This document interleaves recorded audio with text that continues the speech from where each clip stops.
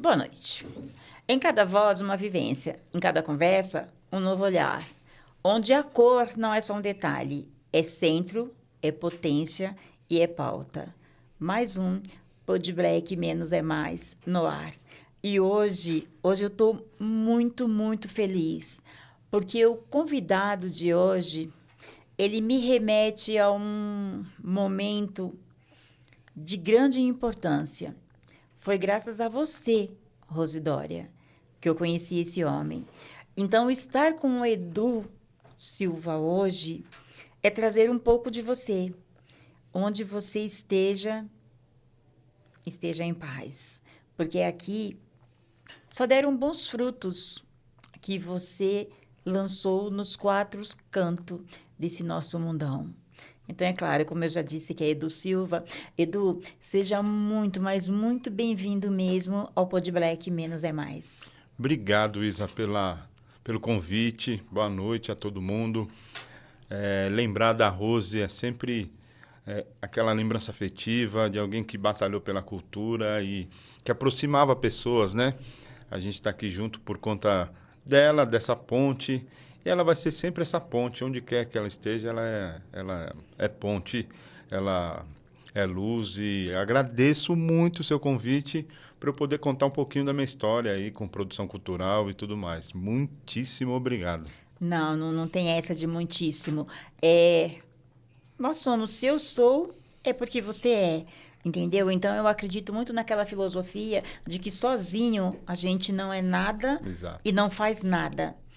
E assim, Rose, onde quer que esteja, eu nunca vou me referir a você no passado. Você é luz e continua brilhando todos, né? Então, é mesmo só agradecer. E eu poderia falar assim, para a gente começar. Ah, não, mas o Edu Silva, ele é marido da Izzy Gordon. Mas não. Embora você realmente seja o marido Sim. dela, hoje não é sobre a Izzy. Sim. Porque, assim, ela é uma amada. Um beijo para você também, Izzy. E qualquer dia a gente senta novamente, porque eu sei que tem mais um montão de novidade. Mas hoje à noite é do Edu. Sim. Então, Edu, é filho da Dona Maria e Luísa, porque a gente não nasce de planta, a gente Exato. sempre tem, né, a pessoa que foi o nosso primeiro transporte. Então, me fala do Edu há 20 anos atrás. Nossa, 20 anos atrás eu já trabalhava com produção. Eu comecei a trabalhar com produção antes de trabalhar com a Izzy. Eu fui trabalhar com uma cantora chamada Graça Cunha, incrível. Ela tinha uma banda chamada Mama Soul. Ai, que legal. A gente fazia muitos shows 20 anos atrás, um pouco mais de 20 anos atrás. Eu acho que tem mais de 20 anos isso. Então, vamos fazer assim. Para ficar mais redondinho, me fala como começou essa paixão por produção cultural. Tá. Porque aí você já vai pegar todo mundo que veio junto. Aí depois a gente chega na Izzy, chega em hoje e vai tocando o barco. Fala pra gente como que começou essa paixão. Na realidade, o sonho era ser jogador de futebol. Não era palmeirense não, né? Sempre palmeirense. Oh, meu Deus Sempre. do céu. Ainda bem que não foi. O sonho era ser jogador de futebol. Comecei jogando no Palmeiras, fui para o São Paulo. Do São Paulo, comecei a rodar por diversos times pelo Brasil. Não deu certo. Financeiramente, assim. Tá. A minha geração era uma geração que não ganhava dinheiro com futebol. E aí eu parei de jogar futebol e fiquei meio perdido. E conheci a Izzy. A Izzy já cantora. E a gente imediatamente se apaixonou e casou. Só que eu não fui trabalhar com ela. Eu fui trabalhar com essa Graça Cunha, com essa banda chamada Mama Soul. A gente fazia uma média de 15, 20 shows por mês. Nossa. E aprendi tudo lá. Absolutamente tudo de produção. Eu fui para carregar equipamentos. Não posso nem me chamar de hold. Eu não montava, eu carregava os equipamentos. Depois aprendi a montar. Depois aprendi a produção, que é marcar o show, ver os horários. E aí, enfim, acabei dominando a produção com essa banda. me tira uma curiosidade, porque assim, eu zero, né, de produção cultural. Road é quem carrega e monta? É, o hold mesmo, ele só monta. Ah, tá. Mas, aqui no Brasil, o hold carrega e monta. Ah, Ele tá. ajuda a carregar os equipamentos e a montar o palco. Essa é a função do hold. Fora o road só monta. Tem um hold que só monta. Monta a bateria, deixa o teclado pronto. O jeito que o palco precisa ficar é a Certo. função do hold. E aí eu comecei fazendo isso com a Graça Cunha. E aí lá com essa banda eu aprendi também a produção. Que é a produção? Que horas que vai ser o show? Que horas a gente pode chegar para essa montagem? A logística a mesmo. logística toda. A logística toda. Aonde vai ser o ponto de encontro de todo mundo para ir para esse lugar? Enfim, ali eu aprendi a fazer isso. E o passo seguinte foi, porque quem vendia o show nessa época era a própria Graça. E ela me passou também essa função. Então eu fazia também a função de vender. Isso passo a passo. Comecei lá carregando, depois aprendi a montar o palco, depois entendi sobre logística, que é a produção, e depois passei a vender shows. E a gente fazia muitos shows, São Paulo inteiro. Tinha muitas casas de soul, Blém Blém, Grades Adio, tinha muito espaço, o interior de São Paulo. Então a gente rodava e tinha uma média de 15 shows por mês, mais ou menos. E a gente fazia uma casa aqui em São Paulo, chamada Dolores, na Vila Madalena. Toda segunda-feira. E lá, nesse Dolores, aparecia o Fat Family, aparecia a arte popular. Que Era um espaço que a gente recebia os artistas para dar canja. Todo mundo, Sandra de Sá, J Quest. Uau! Virou um espaço que era, segunda-feira dizem que é a folga do músico, né? E a gente estava lá tocando, então todo mundo ia para lá. Nossa, que da hora! E virou um ponto de encontro assim. O Lulu Santos vinha fazer show em São Paulo e acabava ficando aqui na segunda, ele aparecia por lá. Não sei quem vinha. Ele descobria que tinha uma noite, tinha uma banda muito bacana. A Graça Cunha, só para você ter uma ideia, ela ficou muitos anos no Altas Horas com o Serginho Grossman, aquela banda feminina. Ela era uma das cantoras. Porque agora que você está me falando de Graça Cunha, o nome vem assim, mas você não consegue saber exatamente de onde. Mas agora que você falou do Serginho, já dá para fazer a noção. Ela foi muitos anos cantora lá no Altas Horas, quando era a banda toda feminina, sabe? E ela é minha madrinha musical. E nessa noite que a gente fazia toda segunda-feira no Dolores, um DJ chamado Grandmaster Ney. Conheço. Maravilhoso Grandmaster Ney. Ele é um amor. Ele começou a frequentar lá e eles estavam com um projeto de abrir uma gravadora. E eles estavam procurando alguém para fazer a produção dos artistas que eles iam lançar nessa gravadora. E eu recebi o convite para ir trabalhar nessa gravadora. Nossa, maravilhoso. Em 98, 99, coisa assim. E aí eu saí do Mama Soul e fui trabalhar nessa gravadora. E essa gravadora estava lançando alguns nomes da nossa música preta brasileira. Seu Jorge, Paula Lima, Banda Black Hill, Clube do Balanço e o Ivo Meirelles. Que isso! Então você conhece a nata. Em 2000 eu fui trabalhar na gravadora e minha função na gravadora era produzir e vender esses shows quando o disco estivesse pronto, de todos eles. E eu fiquei, enfim, com a Paula Lima e a Black Hill. No final das contas, acabou ficando comigo a Paula Lima e a Black Hill. O seu Jorge acabou indo para uma empresária do Rio. O Clube do Balanço, o Matoli cuidava da própria banda. E aí, quando a gravadora fechou, eu fiquei com a Black Hill. E passei 3 anos trabalhando com a Black Hill. Nossa! Durante de 2000 a 2003, eu acho. Desculpa cortar, pode completar. Não, pode. Não, você estava... Foram 3 anos com a Black Hill e, em paralelo, começo a trabalhar com a Easy. Mas vamos chegar lá. Isso. Me fala uma coisa que isso é uma curiosidade pessoal. Da produção até o show propriamente dito, quando você vende, que tem data certa, que tem tudo certinho, demora mais ou menos quanto tempo? Porque a gente, pensa só um minutinho, Edu, porque a gente pensa assim, vai ter um show do Edu, o Edu é o cantor, né, do momento, vai ter um show do Edu. Então, nós leigos, a gente acredita que é assim, o Edu chegou ali e vai cantar, mas a gente não tem essa logística, esse tempo, esse time de quando começou essa produção para chegar dia 10 e o Edu tá cantando. Então, esse tempo é estimado pra gente.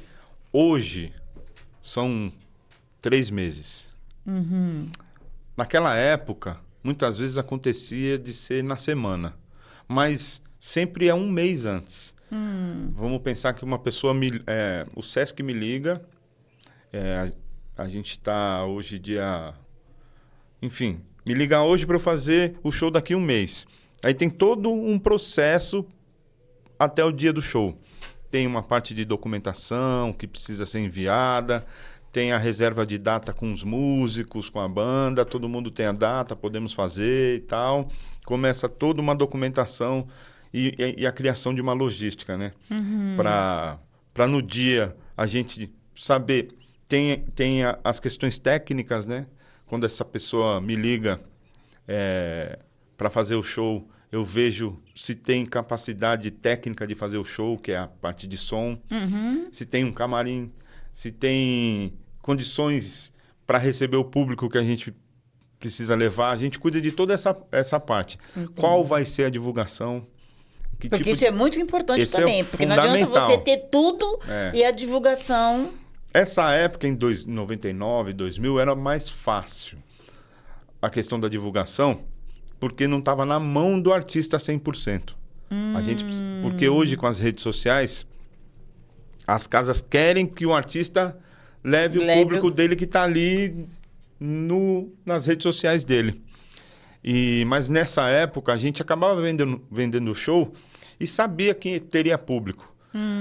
Mas tinha também a necessidade de saber que tipo de divulgação ia acontecer. Jornal, na época tinha... Lambi-lambi, filipeta, sabe? De ir para a porta das festas entregar a filipeta. Peguei um flyerzinho. E então, um mês é sempre o ideal. Certo. De distância de um show. Acontece, às vezes, de 7 dias, às vezes 15 dias. Mas o ideal, hoje não dá para ser menos de um mês. Certo. Por conta da divulgação. Edu, eu vou fazer uma pergunta aqui que pode parecer um pouco chata, mas é necessário. Quando você pega essa responsabilidade, quando você tem esse primeiro contato que te ligam querendo o seu trabalho, isso também já vem a parte monetária. Sim. Tá? E como que é feito essa divisão? Porque, assim, não que eu tenha vivenciado, mas já escutei, e em shows bacana, que não vale a pena citar o nome, um músico lá, o pessoal que faz parte, olha, trabalhei para Carvalho e eu que fico com essa mixaria. Sim. Então, é uma coisa que, assim... É importante se dizer que tem essa organização. E a pessoa, ela aceita bem antes. Então, depois, não adianta ficar reclamando. Sim. Porque eu quero crer que você, como o responsável, você vai ver todo mundo que faz parte desse show e vai dizer para todo mundo claramente, é isso, isso e isso. Sim. Né? Então, já teve... pessoas que quando você foi levar essa parte, a pessoa começar a reclamar querendo ser mais importante do que o próprio artista, porque isso acontece em tudo que é lugar. Tem pessoas que acham que tem que ganhar lá em cima. Acontece isso? Eu sempre trabalhei, a gente brinca que existem produtores que trabalham com planilha aberta. O que significa isso? Um contratante me faz uma proposta para levar o show da Isa. Ele custa X. Gente, antes que vocês pensem, tá? É dessa Isa aqui, ele não tá falando da Isa, tá? Um dia ele vai me levar. Aí a gente coloca o valor na mesa Ah, tá. para você. Fala, ó, a proposta que chegou é de X. O produtor, geralmente, tudo depende. Hoje, é de 10% a 30% fica com o produtor. Uhum. Isso vai de caso a caso e da relação que o produtor tem com o artista. Entendeu? Então, chegou uma proposta que a gente sabe que às vezes não é muito dinheiro. Aí, se a gente tem uma parceria, eu tiro 10%. Entendo. E você fica com 90%. Esses 90% você paga os seus músicos, a sua equipe e o seu cachê. Ah, tá. Geralmente é assim que a gente trabalha. Geralmente é assim que os escritórios trabalham. Os escritórios trabalham com 30% hoje em dia. Uhum. Eles têm um valor de cachê, faz uma conta lá importante para que todo mundo ganhe bem, sabe? É o ideal, né? Para todo mundo estar feliz, porque aí o show acaba sendo melhor do que nunca. E aí, geralmente, isso gira em torno de 30% do valor total do cachê. Porque tem que dar nota fiscal, aí é a empresa que dá a nota fiscal, já fica esse valor. Não fica esses 30% para o produtor. Sim. Tem relações e relações, sabe? É bom você deixar claro, porque é assim, as pessoas que vão estar nos acompanhando e as pessoas, de um modo geral, costumam dizer, fulano quer ser o produtor porque é ele que mama tudo. E não é bem por aí. Você tem também contas a pagar, você tem prestações Sim. ali. Tem os impostos da empresa que a gente dá a nota para pagar, mas tudo depende da relação. Uhum. A gente sabe que tem empresário, porque tem um empresário que ele descobre você e aí investe em você e transforma você num artista nacional. Entendo. Esses empresários acabam tirando, às vezes, 50%. Caraca! Eles fazem essa conta porque eles falam que investiram para você ser quem você é hoje. E isso tudo depende da relação, sabe? Se o artista quiser entrar... Tem artista... Eu trabalhei com artistas assim, só que eu não era empresário, eu era só o produtor da estrada. Que ganhava salário igual o meu. Oi? Eu vou quebrar aqui um... A casa é sua, fique à vontade que ninguém vai estar sabendo. Eu trabalhei com esses artistas que saem, às vezes, da televisão, de programas de televisão, eles têm um contrato muito ruim com o empresário, com a televisão e com a gravadora. E eles acabam, por conta de aparecer, fazendo um contrato financeiro muito ruim. E acabam ganhando muito mal. Vou dar 2 exemplos que todo mundo já sabe, não são coisas que vai piorar a imagem desses artistas. O Ruge e o Bros. Não sei se vocês lembram do Ruge e do Bros. Eu trabalhei com eles. E eles tinham o valor de cachê era 10 mil. Vai, solta o verbo. Não era 10 mil, mas Sim, vamos pensar, era 10 mil. Hipoteticamente, 10 mil. 10 mil. Eles ganhavam um salário desse valor, mínimo, assim. Porque era um contrato que eles tinham assinado antes de tudo acontecer. Meu Deus! E isso acontece muito lá em cima. Aonde eu trabalho hoje, que a gente chama no underground, no midstream, as relações são mais honestas, são mais diretas. Lá em cima, Isa, lá em cima mesmo, onde os cachês são 300, 500 mil, a relação é outra. Meu Deus! A relação é outra. E aí depende muito do que o artista deseja. Porque tem muito artista que deseja muito aparecer. E aí faz contratos que vão levar ele para esse lugar. Isso é público, o que eu vou contar. Então, a Paula Fernandes, por exemplo, quando apareceu, ela era empresariada pelo Leonardo. Da dupla Leandro e Leonardo. Só empresariada? Tudo bem, essa parte também, se não for, não precisa falar. Entendeu? Eu não sei a outra parte. Relaxa. Aí, ela tinha um contrato muito ruim com ele. Ela queria aparecer muito. Sim, porque os empresários, alguns têm a possibilidade de levar você para um lugar que você nunca... Você cantava num barzinho. Aí o empresário chega, te descobre, acha que você tem potencial e te coloca para ser um artista nacional.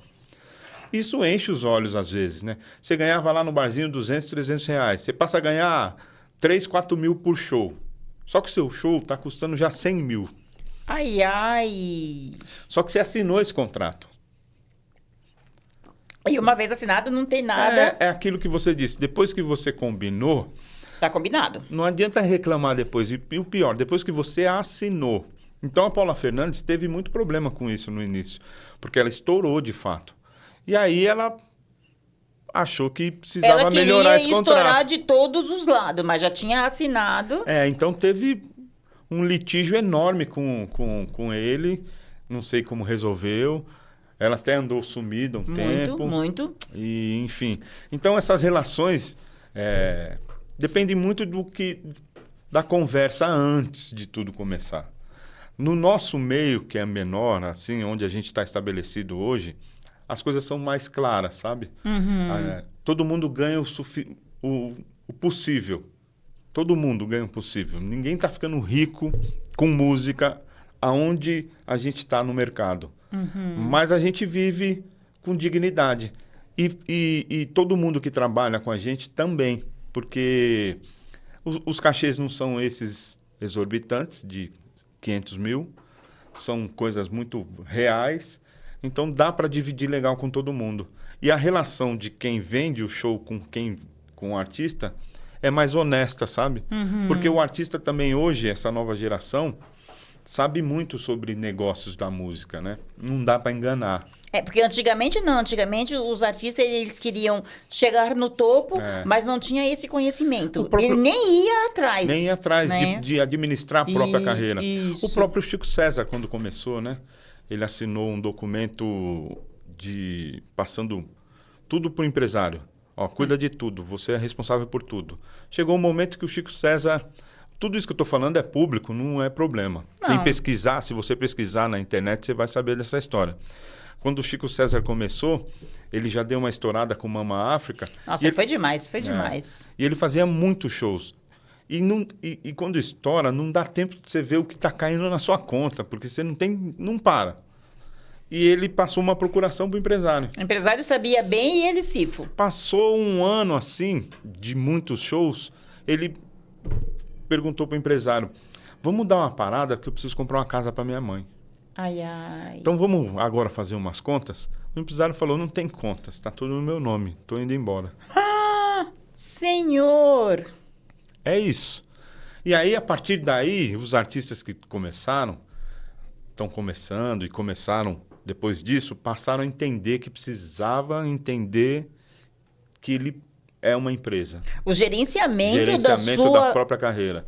Então, essa nova geração, é muito difícil que você engane ela, só se ela quiser enganar.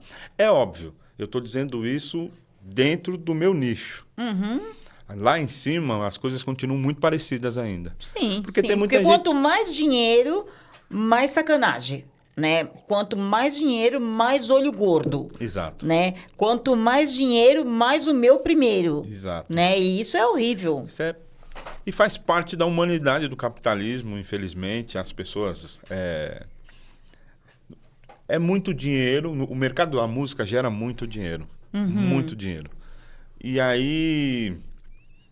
Quem cuida disso lá em cima fica iludido, ilude. Porque, assim, a arte é um sonho, né? Quem faz. Sim. De alcançar muita gente e tal. E aí, chega alguém com a possibilidade de fazer você realizar esse sonho, você esquece dos detalhes ali, de ler as pequenas letrinhas no contrato. Que é nas entrelinhas que você... Porque você quer aparecer, você não quer passar pelo processo, porque é um processo, né, de evolução. E muitas vezes o artista não quer passar pelo processo de cantar numa casa pequena, depois numa casa média, depois numa casa grande. Ele já quer pular. Muitas vezes o que acontece com a gente é responsabilidade nossa, né, Isa? Com certeza. Então... Porque eu não posso abrir mão da minha empresa, que sou eu, entendeu? E deixar tudo pro Edu. Hipoteticamente aqui falando... Edu, eu quero que você me venda. Hoje eu estou aqui gravando o Podbreak e tenho que dizer também, gente, que a partir do próximo domingo, graças a Papai do Céu e os nossos esforços também, a gente também começa a passar o nosso produto na TV das Artes. Eu tenho que agradecer muito ao Lucas, que foi um namoro assim de mais ou menos 4 anos. Ele não desistiu de mim e eu não abri mão dele e a gente acabou fechando essa parceria, o contratinho assinado com direito a brinde e tudo. Mas, voltando, era só para vocês entenderem que eu tenho a minha parceria com a Connect Farias, que é a Thaís do marketing, que é uma pessoa que me ajuda bastante, e agora também com TV das Artes. Mas agora, voltando para o Edu. Eu quero que você me venda para estar... Eu vou falar o nome mais usual, mas não necessariamente. Eu quero que você venda o Podbreak porque eu quero estar na Globo. Sim. Entendeu? Aí as pessoas falam, pô, mas a Isa vai estar na Globo? Só que a Isa não quer ter o trabalho. A Isa quer simplesmente estar na Globo. Entendeu? E acho que é muito isso que acontece com a maioria das pessoas. Eu quero estar onde todo mundo vai me ver, onde eu imagino que eu vou estourar as burras. Só que eu não me preocupo com isso aqui que eu vou assinar com você. Exato. E isso não pode ser assim.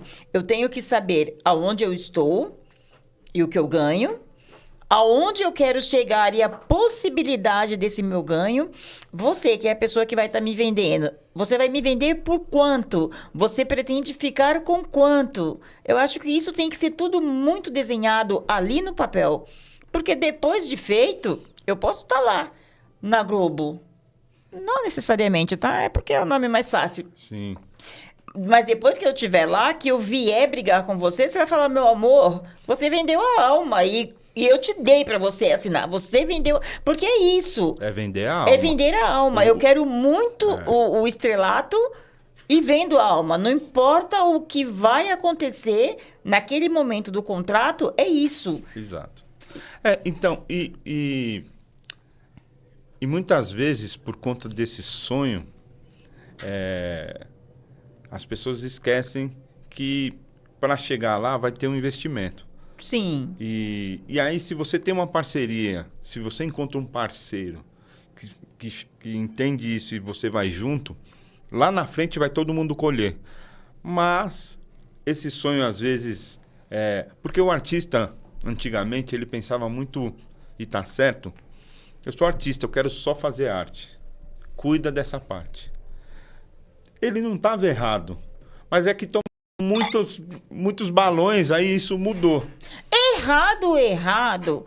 Ele não estava porque a gente está falando ainda do tempo que a confiança vinha em primeiro lugar. Sim. Você não sabe fazer nada além de arte, que é cantar, dançar, tocar ou apresentar. Então, eu conhecia... o Edu, e eu tinha plena confiança no Edu. Sim. Só que, em contrapartida, a gente deu tantos poderes às pessoas que nos representam, que as pessoas começaram a falar assim, pô, agora eu vou estourar. Exato. Porque eu mando em tudo, eu assino tudo, eu contrato tudo. Aí foi onde os artistas começaram a falar, opa... O cara pode ser muito bom, mas o meu bolso continua vazio. Né? Eu continuo lotando as casas, eu alcancei um lugar e isso não está me trazendo retorno desse lugar que eu alcancei. Mas é que você, naquele início, não prestou atenção naquilo que você estava assinando, nem com quem você estava assinando. E esses erros acontecem. Eu estava vendo o filme do Ney, o Ney Matogrosso. Ele passou por um erro desse lá no começo. Mas dá tempo de retomar e hoje está aí, bem sucedido. Lindo e maravilhoso. O próprio Negritude Júnior assinou um contrato terrível com o empresário e pagou, depois está aí todo mundo, o Netinho está bem na vida e tal. Daniela Mercury também, no começo de carreira. Tinha um grande empresário em São Paulo, esse eu não vou falar o nome porque ele pode me processar. Então, não é isso que a gente quer. Tinha um grande empresário em São Paulo. Mas a gente pode futucar que a gente acha, né? Acha. Então, tudo esses bem. empresários buscar Daniela Mercury, Netinho no começo, Rita Lee passou por esse empresário. Era um grande empresário, ele tinha uns caminhos. O que ele fazia na época? Ô Isa, é o seguinte, eu vou adiantar para você 100 shows. Você começando. Ah, meu Dura, amor. 100 shows, cai na sua conta lá alguns milhões. 100 shows. Você Top, 100 fica shows. feliz e não pensa em mais nada. E aí ele fazia uma conta, ó, cada show vai custar 5 mil, tá? Mas toma 100 shows adiantados. Você falava, nossa, eu vou arrumar a vida. Arruma a vida. Ele fazia um caminho de estourar com você. De repente você estava estourada. E aí o show que ele pagou 5 mil, lá, os 100, cada show 5 mil, ele vendia 50. Mas Ele estava estourado, né? E aí, porque ele sabia fazer os caminhos. Porque o que acontece? Geralmente o artista, ele é pobre. Ele vem de uma situação difícil. E aí aparece alguém que adianta uma bela grana que você de fato arruma a vida. Ele acaba assinando. Então, todos esses artistas que eu citei passou por esse empresário e ficou lá 2, 3 anos fazendo um show de graça, não totalmente de graça porque recebeu adiantado, mas sabendo que o show já era outro valor. Eles passaram por esse inferno e depois foram para o céu. Aprenderam. Não acho isso de todo ruim, porque tem um contrato, esse contrato acaba e seu nome vai estar num lugar que você vai poder administrar e a partir daí ganhar o dinheiro que você vale. Uhum. Mas hoje em dia eu acho que nem isso acontece. Acontece no sertanejo.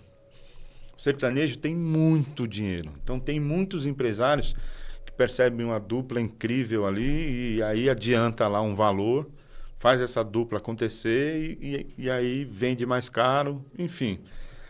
Mas é isso. Até que surge 2 meninos aí que mudam um pouco o mercado e mostram para todo mundo que eles podiam se administrar, o Emicida e o Fiote, né?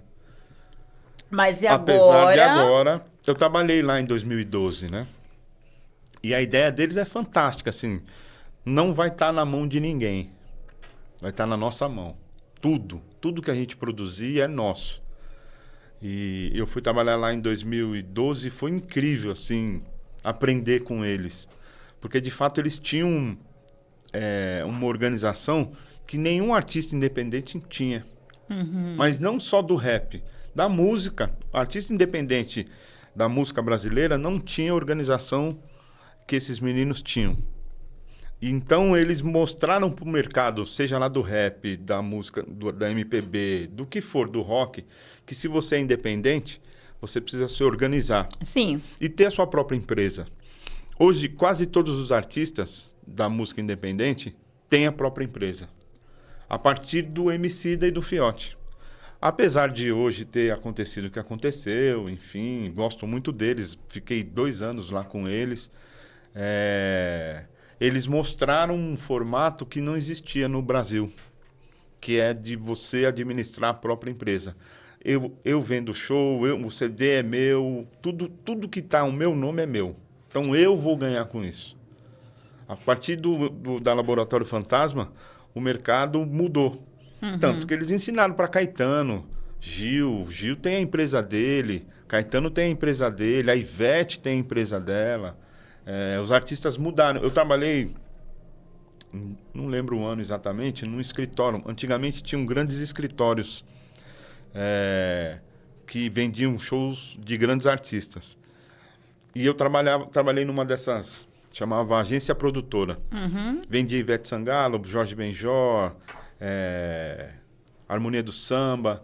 Esses grandes artistas, às vezes, concentravam tudo num escritório, só de vendas. E hoje em dia isso não existe mais.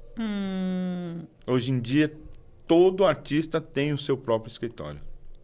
É interessante, porque aí você também para de trabalhar para os outros. Isso. Mas voltando só um pouquinho aqui no Laboratório Fantasma. Você que ficou ali no meio, né? O que você acha que pode ter levado a esse escândalo final? Humanidade. Porque ali são 2 irmãos. São 2 irmãos.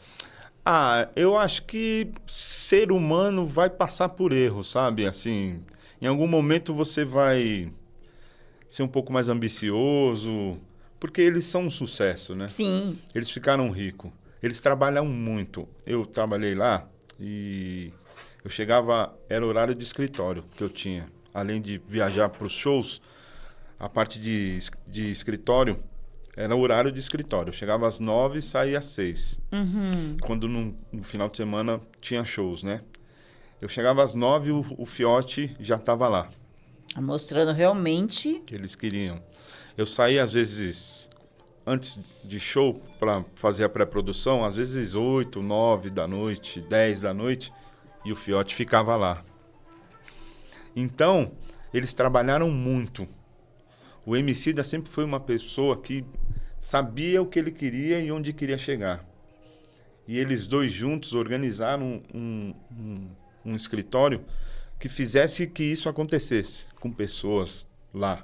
Uhum. Quando eu fui convidado para trabalhar com eles, o Emicida ainda não tinha lançado o primeiro álbum. E me convidou exatamente para lançar o primeiro álbum, para sair do nicho do rap.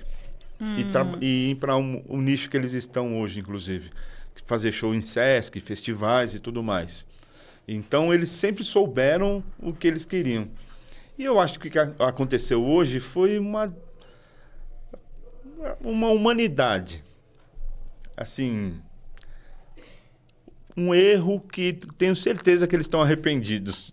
No mínimo de expor esse erro.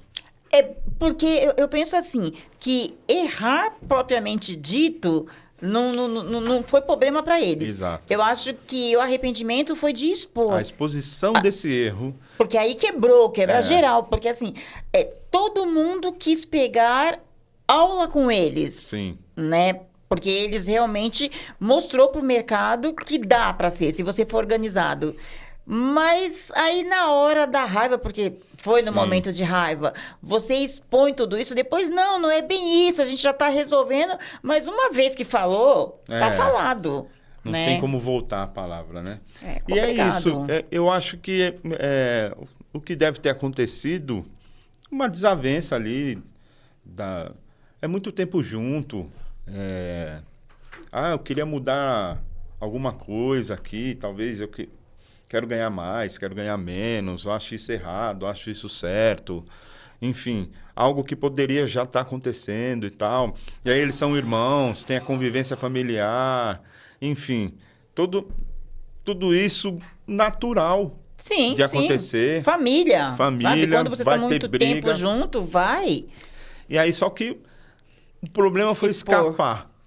Ter escapado para o mercado, para o mundo que eles estavam nessa situação. Eu acho que é uma lição para todo mundo, assim. A gente vai ter problema, vamos tentar lavar essa roupa suja em casa aqui. Aonde que Edu e Izzy já tiveram um momento, não assim, mas se tiveram um momento, porque assim, você é casado com ela, Izzy é maravilhosa, maravilhosa. Estou te conhecendo um pouco mais a partir de... Porque até então... Gente, uma coisa que eu tenho que dizer, depois eu até fiquei com vergonha. Na época que eu entrevistei a Izzy, a esposa do Edu, eu nem sabia que ele era o marido. Porque, assim, a minha preocupação foi muito de ir comer um pouco mais, me alimentar um pouco mais sobre quem era a Izzy. Né? E não entrei pro lado pessoal, eu só queria a artista. Você chegou de uma forma tão gostosa, eu insistente, porque queria você de uma forma tão gostosa e profissional, até que foi possível aquele momento, mas você chegou e sentou lá, sabe? Como eu realmente não estou aqui, eu trouxe o produto que você queria e daí para frente é com você. Aí depois eu falei, gente do céu, então assim, eu tenho que tardiamente, mas te dar os parabéns e também me desculpar. Mas realmente aquele momento não era Edu, era Izzy.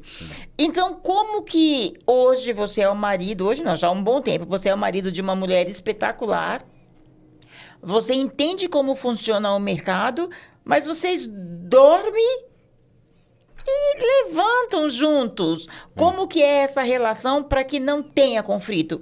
Se você me disser não, nunca, jamais, eu vou acreditar em você, mas é meio difícil.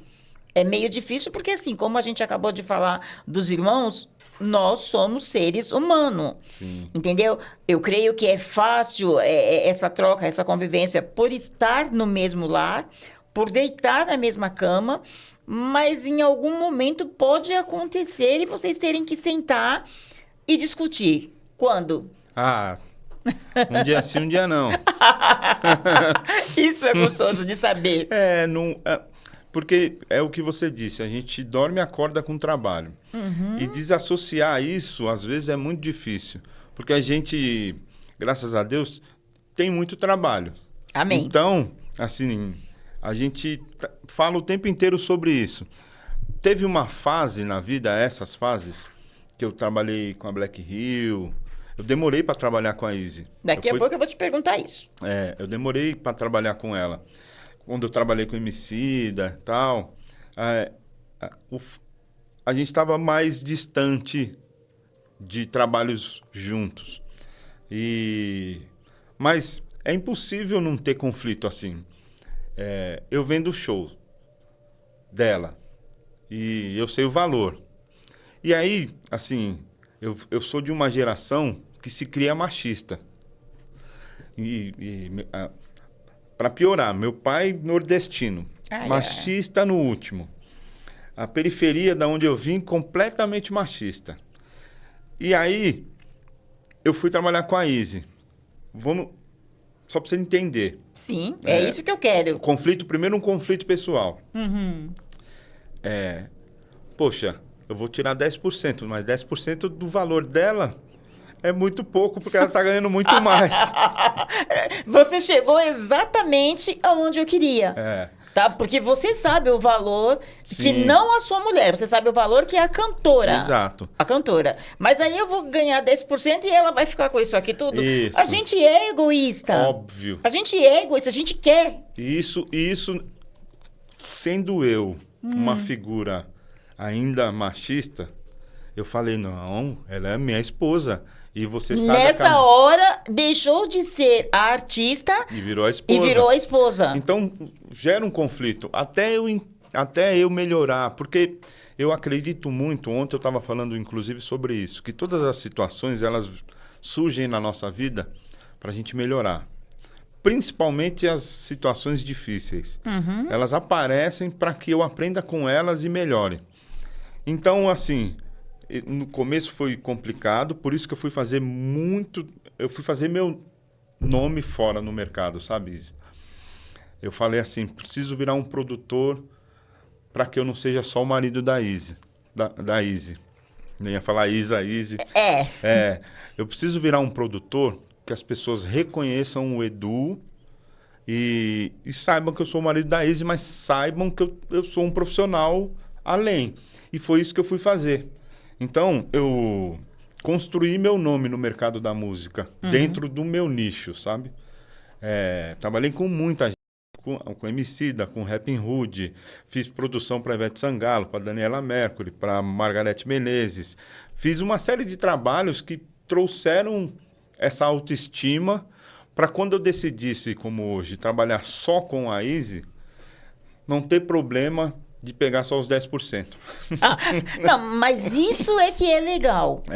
Porque você não gostou de início de ter só os 10%, mas você não ficou ali encucando o grilo. Não. Eu tenho que ser, além do marido dela, um mega profissional, que é para as pessoas entenderem também que são dois artistas ali, independente do ramo que se toma. E você também, fazendo o seu nome, você tem o seu valor no mercado. Isso, exato. E quando a gente tem o nosso valor no mercado, a coisa fica mais fácil de levar. E fica melhor assim, né? Para autoestima, para evitar conflito.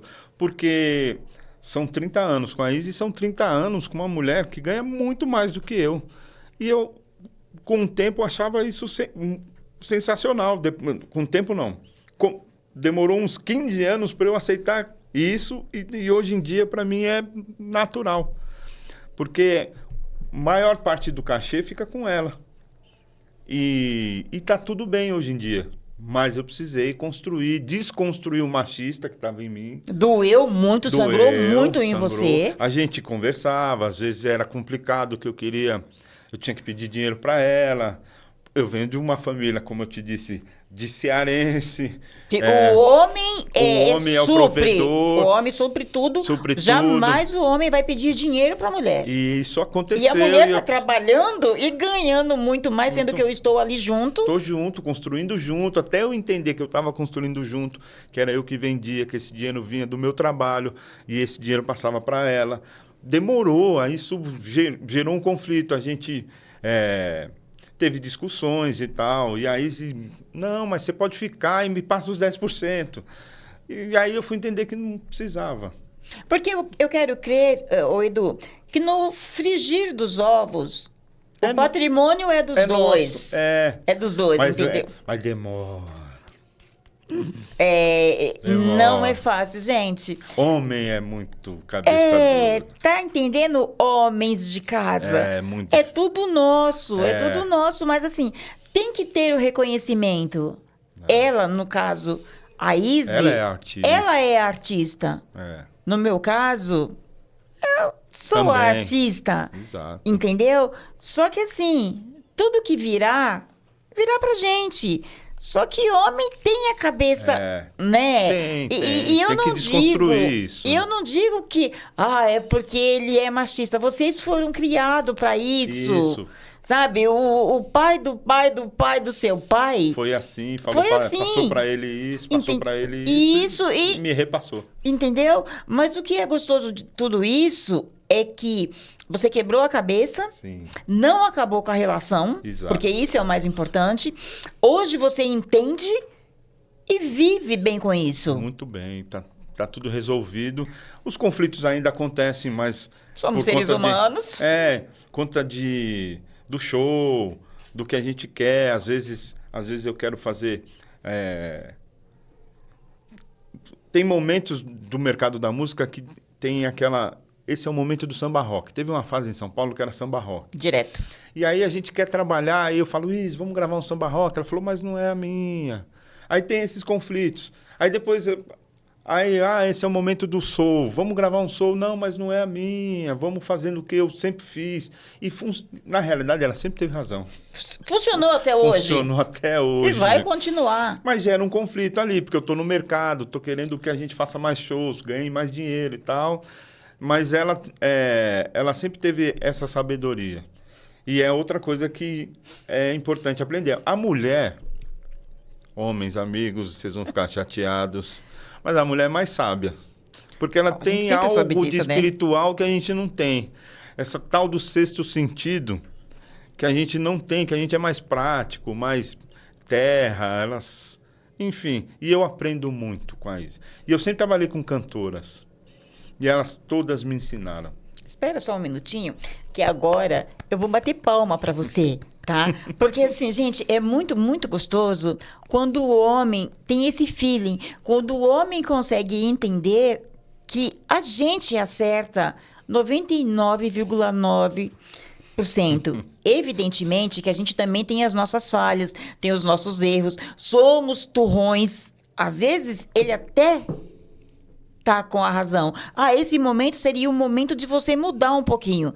Mas não, o meu jeito é esse e eu vou continuar. Então, é difícil para vocês e eu entendo. Mas, infelizmente, vem com a gente que vocês passam de ano, como o Edu continua aí passando. Eu fui criado por uma mãe, uma avó, tenho 4 irmãs, então o universo feminino, tenho 2 filhas.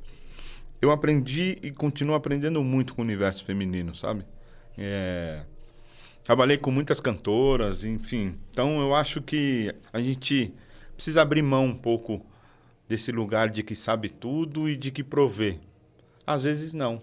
E tá tudo bem. Tá tudo bem. Pra mim, também ficou tudo bem. Já passou da hora do homem estar no lugar do provedor. Tá? Isso também é claro que a gente não está querendo dizer para vocês que deixa que a mulher resolva, tá?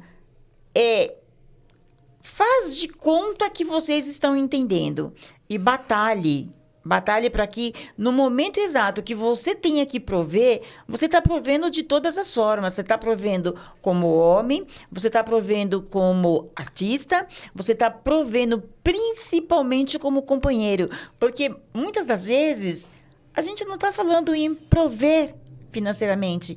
A gente está falando em prover a escuta, o carinho, a atenção sobre aquilo que eu quero, porque é aquilo que eu faço e é aquilo que eu tenho certeza que vai continuar dando frutos. Ser parceiro, né? Ser parceiro. De vida. Ser parceiro. Então, eu costumo dizer assim, eu tenho algumas cobranças tipo, Isa, a gente te vê muito sozinha por aí. Aí um dia eu cheguei em casa e falei pro adversário, estão me cobrando que você quase não está comigo em lugar nenhum. E ele me responde de uma maneira tão gostosa, ele diz assim para mim, amor, em casa nós somos um, mas a estrela da casa é você. Só que para você brilhar, você precisa estar eu tenho que estar aqui. Eu tenho que estar aqui com todo o carinho do mundo para quando você chega. Eu tenho que estar aqui para dizer para você, cuidado com esse caminho que você está querendo tomar. Então, isso é parceria. Sim. Isso é gostoso. E ele fala para mim, eu não vou brigar com o mundo porque as pessoas me querem ao seu lado. Você sabe que eu estou ao seu lado e vai lá e voa. Então, isso é muito gostoso. Sim. Isso é muito gostoso porque, assim, não necessariamente a estrela é quem está aparecendo. Sim. A estrela é quem dá suporte. Também. Porque, para mim, vir aqui e fazer isso, eu vou dizer, é muito fácil, mas só que não. Mas se eu não tiver ele por detrás... Na base... E isso não acontece. Exato. Isso não acontece. Agora, vamos uma rapidinha. Gente, é uma rapidinha aqui, brincando. Estética ou essência para você? Essência. Na noite, eu não vou falar de você, eu falo de uma forma geral. Amores ou amizade é o que mais acontece? Amizades. Amizades. Na treta, você pacifica ou bota fogo no parquinho? Eu sou libriano, pacifico. Você é libriano? Sou. Agora eu acabei de entender, porque esse jeito gostoso. Pacifico. Porque o adversário também é libriano. É libriano, então assim, o mundo pode... O pessoal se racha com isso. O mundo pode estar acabando e ele está ali, ó. Deixa a vida me levar. Exato. Uma frase que te mova. Caramba. Não, caramba não. Uma frase que te mova. Só por hoje. Também é perfeito. Porque o amanhã a Deus pertence. Isso. Então, esse só por hoje, você já disse tudo. É aqui e agora. Você acredita, eu vou falar agora no seu nicho, que existe união ou é cada um por si? Cada um por si. Totalmente, né? Porque a gente vê que, assim, é cobra engolindo largato ali. Não. Né? Vem comer o primeiro e você que se F depois. O que você diria para você numa versão de 30 anos à frente? Você já falou atrás. 30 anos à frente, o que você diria para você mesmo? Que bacana quem você se tornou. Autoestima total. É. Qual seria o título do seu filme de vida real? Foi uma doideira, mas deu certo. Total, super top. Se beber, não dirija, quase... É mais ou menos isso. A gente na vida tem vários perrengues, mas conta pra gente um perrengue, seu perrengue, que virou uma história boa. Caramba, tem tantas. Tem um caso, a gente fazia muitos shows na época de comícios que podia fazer shows. Com Bros, a gente foi parar numa cidade no interior do Piauí. Ai, e eu como produtor, a gente tinha um padrão de produção de não deixar ninguém em cima do palco. E aí tinha uma mulher varrendo, era um trio elétrico. Eu subi, eles ficaram dentro da van, eu subi no trio, ela estava varrendo e arrumando lá o trio. Aí eu falei assim, a gente precisa começar. Eu preciso que você termine. Ela falou, tô terminando. Aí ela terminou e ficou lá. Eu falei, só que não pode ter ninguém no palco. Aí ela falou, ah, mas eu não quero sair. Eu falei, não, mas precisa sair. Se não sair, eu não vou, a gente não vai começar, porque a gente não pode deixar ninguém no palco. Aí ela falou, aí eu falei que ia embora. Ela falou, pode ir. Se vocês forem embora, eu não vou te pagar. Eu falei, mas quem é você? Eu sou a candidata a prefeita que te contratei. Ai, ai, ai, ai, Falei, ai. Por favor, fica no pode palco. ficar no palco, pode agarrar os meninos, fica à vontade. Gente, mas aí também faltou aquela logística de ter sido passado para Alguém você. me apresentar para ela, né? Entendeu? Olha, ele é o responsável, a gente quer dessa forma, ele faz dessa forma. Isso virou piada o resto da estrada. Edu, você vai mandar embora todos os prefeitos do palco. Não, realmente é um hiper perrengue. Você é marido da Izzy, a gente conhece o estilo musical da Izzy. Qual é o estilo musical do Edu? Ah, eu amo hip hop e jazz. Amo rap e jazz. Você canta? Não, Nada? nada. Nem no chuveiro? Ah, teve uma fase que eu produzi um show do filho do Bezerra da Silva.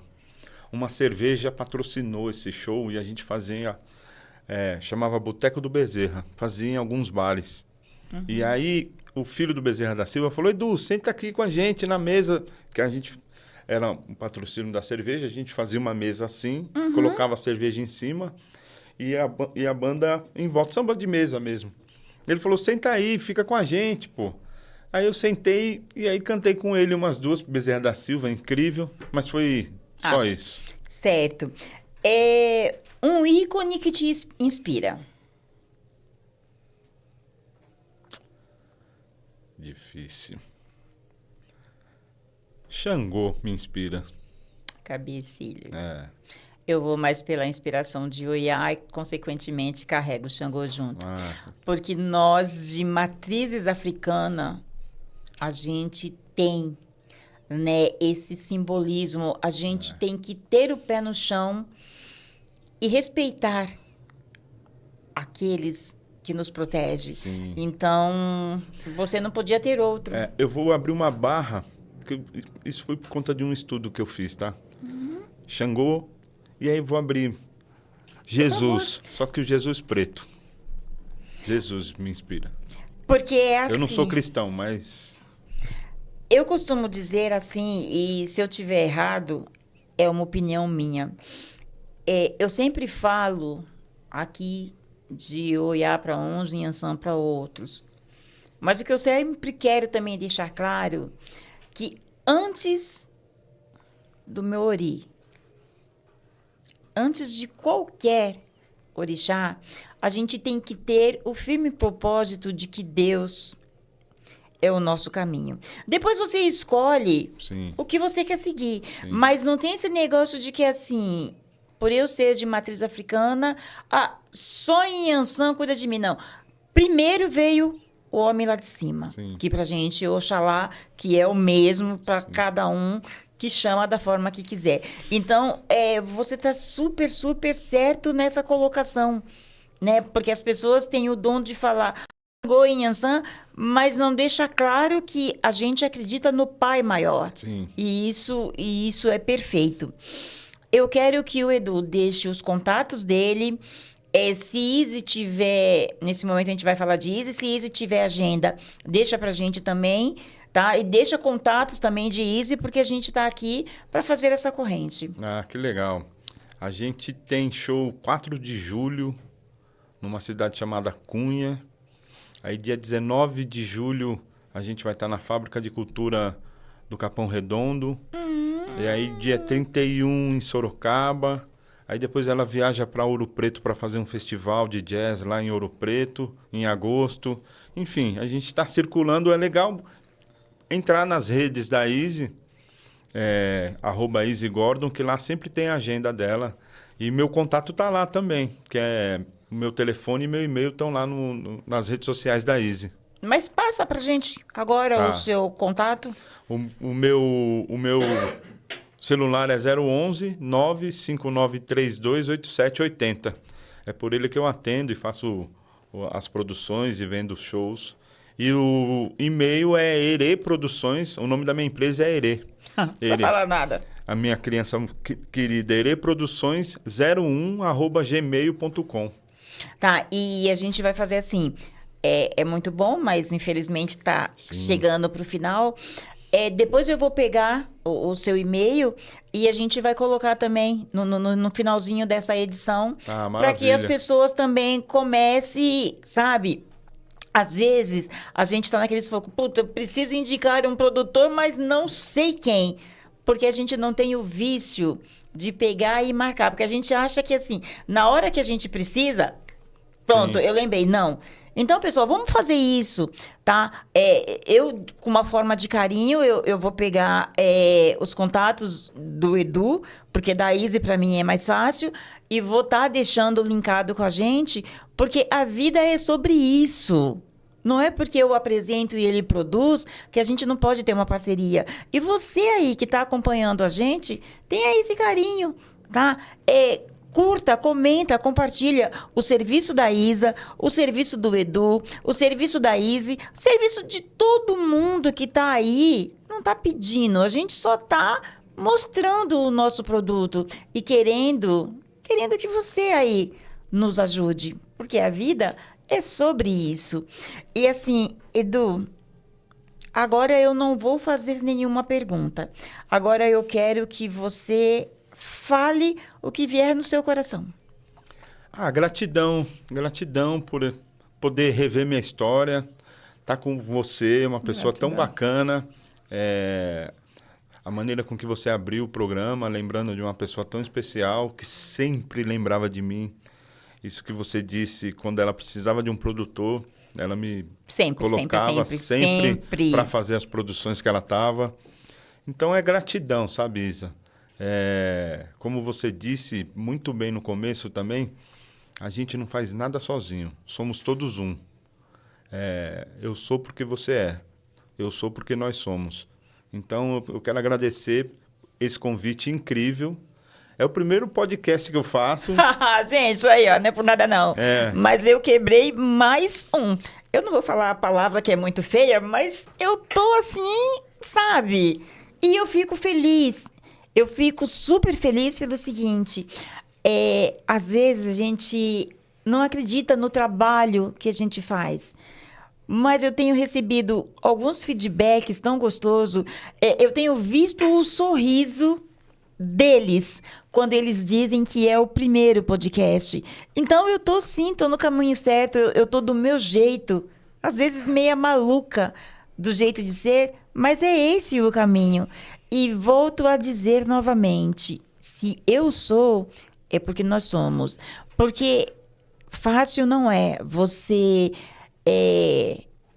pesquisar, convidar, ter o aceite, estudar um pouquinho quem é o seu convidado, trazê-lo. Fácil não é, mas é de uma felicidade tão imensa quando você convida e eles dizem sim. Então, vamos fazer isso, vamos trocar mais, vamos acolher mais, vamos conhecer um pouco mais, porque isso faz com que a gente tenha esse movimento de crescência, de crescente, independente da área, porque eu não apresento sozinha, ele não produz sozinho, a Isa não canta sozinho, o Maurício, que é um preto, que eu ainda vou entrevistá-lo, é um menino que eu digo, graças a Deus, eu o encontrei aqui, porque ele me dá um suporte que vai ser muito difícil eu encontrar em outro lugar. E mais uma vez eu digo, o suporte que Connect Farias tem me dado na pessoa da Thaís. E agora, esse suporte, essa parceria com o Lucas da TV das Artes, para mim tem sido tudo. Eu já posso dizer que eu ganhei o ano. E ganhei mesmo por você ter aceito, por você estar aqui com a gente, por você relembrar a sua história, porque a gente não fala o início. A história da gente é uma história, porque a gente não sabe nunca quando vai acabar. Eu desejo que demore muitos e muitos, que você esteja aqui nesse plano com a gente, que você esteja aqui, não na minha casa, Podbreak Menos é Mais, na nossa casa, tá? Porque a gente só começou. E eu já vou deixar o convite aqui para mim estar com você e com a Izzy no mesmo podcast. Porque aí a gente vai falar de música, de produção, de marido e mulher, de homem, de vida em comum. Tá certo? Obrigado, Isa. Obrigado Que mesmo. isso, que Obrigado isso. Eu mesmo. que agradeço. E é assim. Esse episódio, ele vai pro ar bem depois. Mas eu tenho que dizer que na próxima sexta-feira, dia 27 de junho foi o melhor dia da minha vida. Sabe por quê? Porque nasceu a pessoa que mais me inspirou, a pessoa que me fez me tornar essa mãe, mulher, amiga, empresária, produtora. A mulher que, se eu não fosse egoísta, eu queria que o Papai do Céu tivesse deixado ela aqui comigo para todo e sempre. E do mesmo jeito que 27 de junho é o melhor dia da minha vida, é o seu aniversário, mamãe. 30 de outubro, há 10 anos atrás, também foi o pior. Foi o dia em que o seu coração não bateu mais. Mas eu não quero aqui lamentar. Eu quero dizer que eu te festejo todos os dias. E tenho certeza absoluta que se você ainda estivesse nesse plano com a gente, você estaria muito feliz e orgulhosa dessa maluca. Então, é só agradecer. É só agradecer pelos anos que você viveu aqui comigo, por tudo que você me ensinou, pelos perrengues, pelos puxões de orelha, por tudo. Eu te amo. Eu te amo e vou sempre comemorar o nosso dia. E você, família, é a base que me sustenta. Aí, adversário, sem você eu não seria o que sou. Tiago, você é meu mundo. E trouxe agora de presente para mim a luz do meu dia a dia, que é Valentina, minha neta linda. Vem aqui um pouquinho. Agora, para finalizar, eu tenho que dizer que, essa é a Valentina. É a outra mulher da minha vida. Quando a Chica me deixou, esse presente veio. Então, eu não sei viver sem ela. Gratidão por estar com a vovó hoje. E, gente, por hoje foi mais um Podbreak, menos é mais. Agradecendo novamente ao Edu, ao Maurício e a vocês, telespectadores, teleinternautas que vão estar vendo a gente em breve. E agora com esse diferencial. Aos domingos, a gente vai estar sendo veiculado pela TV das Artes. A gente vai deixar o site tudo direitinho. E às segundas, pelo Podbreak oficial. E até o próximo. Gratidão.